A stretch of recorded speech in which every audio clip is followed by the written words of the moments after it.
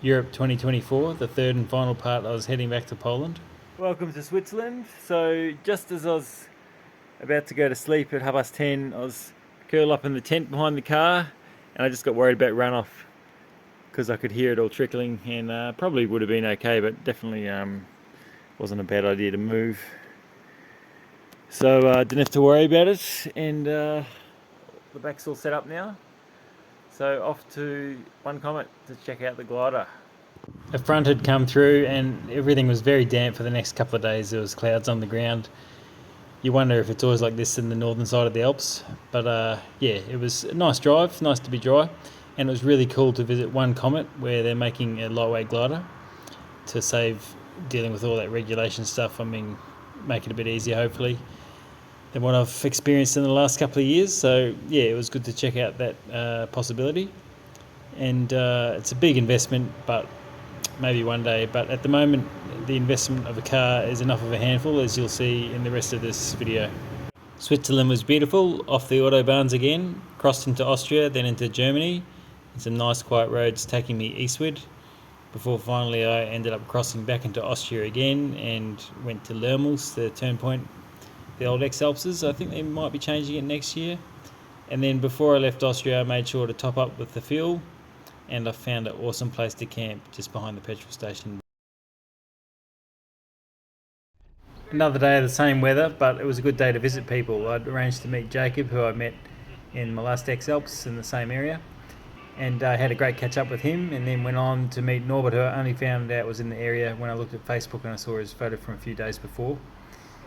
And yeah, went to have lunch with Norbert, and I was going to give him a lift into Munich, and it worked out being pretty lucky for me because this is the first time I'd had any problem like this, but the car just lost all power on the highway and broke down, and we just coasted to a stop. So if Norbert wasn't there, I would have just I don't know what it would have done, like a guy in a wheelchair breaking down on the highway. It's pretty crazy.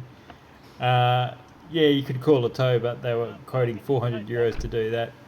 And yeah, it was good to do a bit of troubleshooting and then just get the local garage to get it for us. It still cost us a bit of dough, but not 400, about a fifth of that. Yeah, so the car broke down. It's really annoying. It's one of those funny electrical problems. It says it's something to do with the diesel fuel injectors, but I mean, I've been getting pretty good fuel economy, so who knows. And it's happened a few times again since. It's the mechanics can't figure it out. Basically, the computer does what it does, and I'm not sure if I'm going to try and figure this out because it's been a really awesome, perfect car in every other way, except the breaking down thing. Like, yeah, especially in a wheelchair, if you can just hike or whatever. I mean, I can still get out a wheelchair or whatever, but yeah, it was a drama, and I'm so lucky that Norbert was there to help us. He was staying with his mum, and she put us up for the night, fed us, and transported us to and from the car, which happened to just start working again the next morning, so who knows. Oh yeah, we ended up running it for quite a while, just on the spot, letting the engine run, and then we drove around town, and then we drove back to Norbert's mum's place, half an hour, and then we thought, well, I guess it works again now, so I drove about 1,000 k's through the night into Poland. There I had a minor struggle getting the bike off the back because it had come loose a bit. The other guys had been moving it around a bit when we had the breakdown, and I should have checked it. And then I waited about 4 hours to talk to a doctor till like 4 in the morning in Australia. Just bloody hopeless. So that's why I like doing my own plumbing.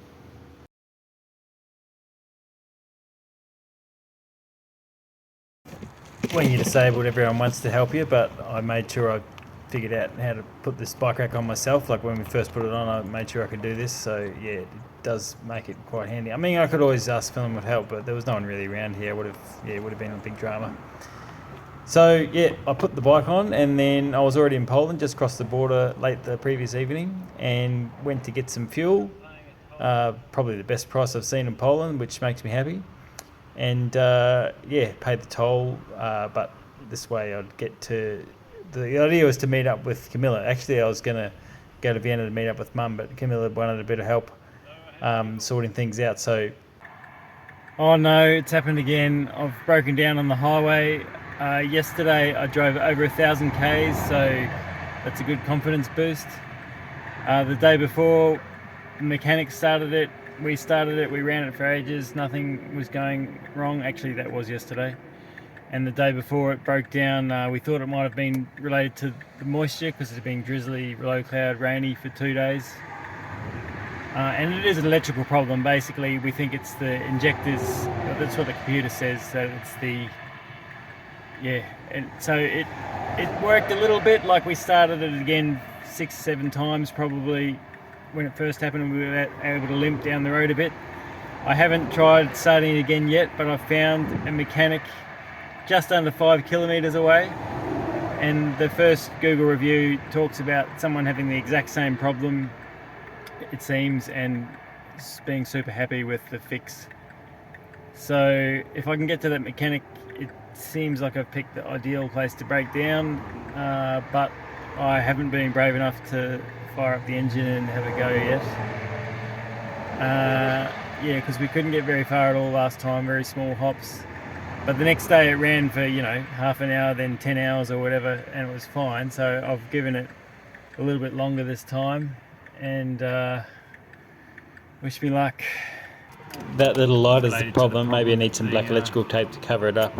Yeah, electrical problems, transmission, engine, whatever, the computer. 1,000k drive within 5k's. Maybe I should take up golf. Well, this is just ridiculous. I've been given a cold beer to drown my sorrows. The car's broken down again, but it's done at the most convenient location, literally less than 5 kilometres from a mechanic who agreed to have a look at it tomorrow, and Kamila's friends who have put me up for the night.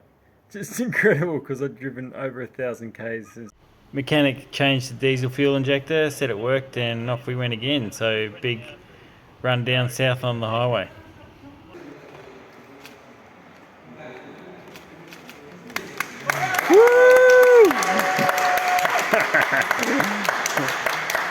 Well, he wouldn't believe it had happened again, but luckily I'd gone into the local mechanic just a 2-minute walk down the road and asked about an oil change, and he couldn't do it. But yeah, I could just approach him. He works out of his house basically, and he came out with his computer, had a look at it, and agreed to hang on for a while we ditched it and went to visit Mum in Krakow. The hectic business of making dash cam footage was on hold in Krakow, but yeah, it was great to catch up with Mum, and Kamila had organised an itinerary to show her all around the place. Yeah, out to Zakopane, out to the salt mines. It was great little catch up. Poland, Czech Republic and Slovakia, Kamila had organised an orienteering competition, and she just wanted to finalise a few things and suss out the area. So we went to get checked to get some cheap fuel, and then take the scenic route into the location. And then Kamila did a bit of sussing things out, and it was nice to spend a bit of time with her in the hills. That night we found the perfect place to stay. We got soup, laundry, a shower, and we slept in the car. So yeah, they had stairs, so it was really nice people. And they invited us to the town festival the next day. Can't lose. Crossing into Slovakia, and that was the first guy we saw. Again, lots of little hills, lots of little villages. Another one having a town festival. And in the end, we scooted through a little further and found an awesome restaurant, had a great feed, and then Kamila had spotted this place where she wanted to go.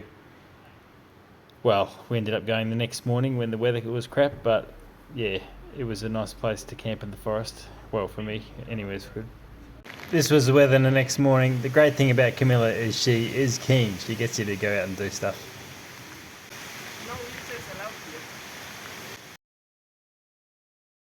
And Kamila refused to video me going down a ramp, but I think she's just about to change her mind. Not really. I'm recording. That was pretty quick, Nick. Wait. That was the hardest part.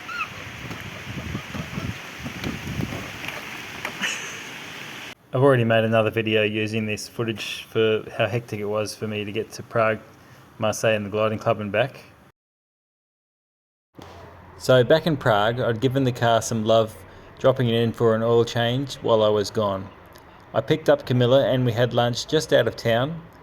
Then I had a kip in the shade tent by a lake after a night in the airport. So we were already a little behind when the dreaded mysterious problem happened again. 10 minutes later it started again fine, and we drove another couple of kilometres to a campsite Kamila had found on the map. He was great, giving us lard and onion sandwiches and a beer, and he even refused payment.